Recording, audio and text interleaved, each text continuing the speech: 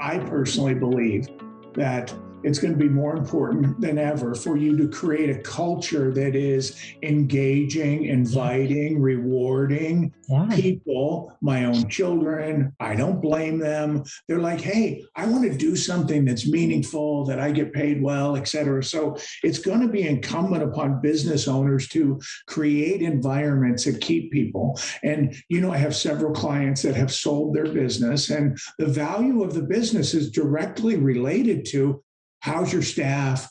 What's the turnover? How long have they been here? Because when we buy this business and 4 people leave, the effectiveness of it and the profitability of it's going to go way down. So it's still really important that you find and keep loyal, engaged, knowledgeable people. Right. And I think more and more the younger generation is going to want to know what's in it for me. Mm-hmm. Why am I here doing this?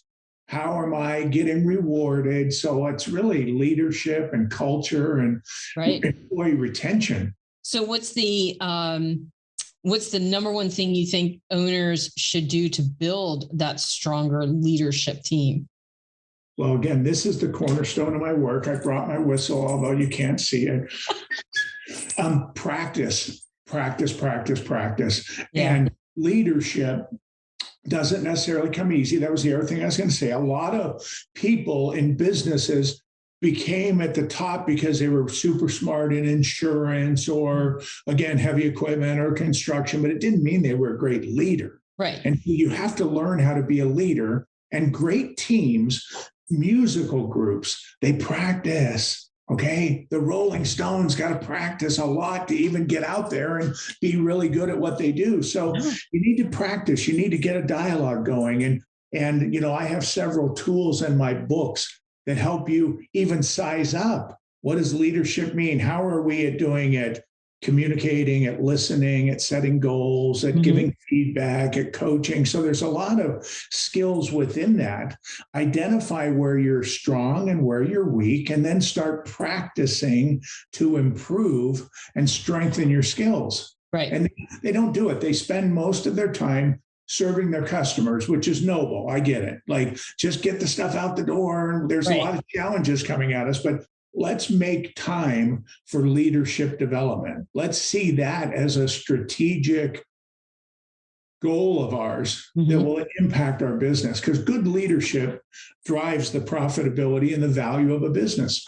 One of our family values has been super hard work and dedication. And maybe the younger generation says, I'd love to see us incorporate some friendliness and some technology or some community stuff, a family picnic. Oh, okay. You know what? Maybe we should change a little bit and adapt. And so really, like in the world of family business, they talk about creating a bigger tent. Let's create a bigger tent under which we can all live. Right. And isn't that a lesson for the world right now too? I mean, how do we find a way that we can all have some of what we want, but do it in a way that works for all of us? So the dialogue can lead a lot of different directions, and it depends on the size and shape of the business. Our business, we had lots of different areas. And so hopefully family members could find a part of the business or a role in the business that suits them.